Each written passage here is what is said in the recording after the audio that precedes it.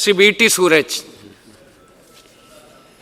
എൻ്റെ നിയോജകമണ്ഡലത്തിലെ കക്കയം, ഓട്ടപ്പാലം, മണ്ടകപ്പാറ മേഖലകളിൽ ജനവാസ മേഖലകളിൽ ആന ഇറങ്ങിയ സമയത്ത് ഉദ്യോഗസ്ഥരെ മീറ്റിംഗ് വിളിക്കുകയും ആ ഉദ്യോഗസ്ഥർ ആ മീറ്റിങ്ങിൽ വെച്ച് കാട്ടിൽ നിന്ന് ആനകൾ മറ്റു വന്യമൃഗങ്ങളും നാട്ടിലേക്ക് ഇറങ്ങാൻ കാരണം അവർക്ക് തീറ്റയും വെള്ളവും കാട്ടിൽ ലഭ്യമല്ലാത്തത് ആണെന്നാണ് അന്ന് പറഞ്ഞിട്ടുള്ളത്.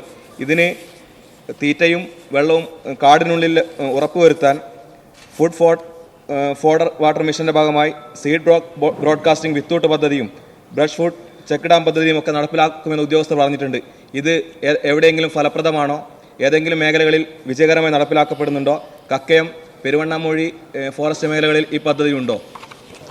സർ, ഇതിൽ പല കാര്യങ്ങളുണ്ട് സർ. നമുക്ക് ഒറ്റ ഇതായിട്ട് വനത്തിനകത്ത് ഭക്ഷണവും വെള്ളവും ഇല്ലെന്ന് പറയാൻ ഒക്കത്തില്ല സാർ. ഈ മഴ തുടങ്ങിയതിന് ശേഷമാണ് പെട്ടെന്ന് 6 മരണം തുടർച്ചയായിട്ടുണ്ടായത്.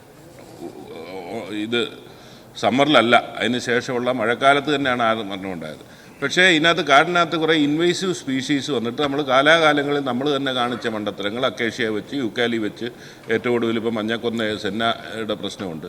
ഇതെല്ലാം മാറ്റുന്നതും ഒരിതാണ്. സീഡ് ബോളിംഗ് എന്ന് പറഞ്ഞൊരു സംവിധാനം തുടങ്ങിയിട്ടുണ്ട്. പക്ഷേ അവിടെ കുറേ സീഡ് ബോൾ ചെയ്ത് കൊണ്ടിട്ട് ഇത് ഏത് കാലത്ത് വളർന്നു വന്നിട്ട് ഏത് കാലത്ത് ഇതിന് ഭക്ഷണമാകുമെന്നാണ്.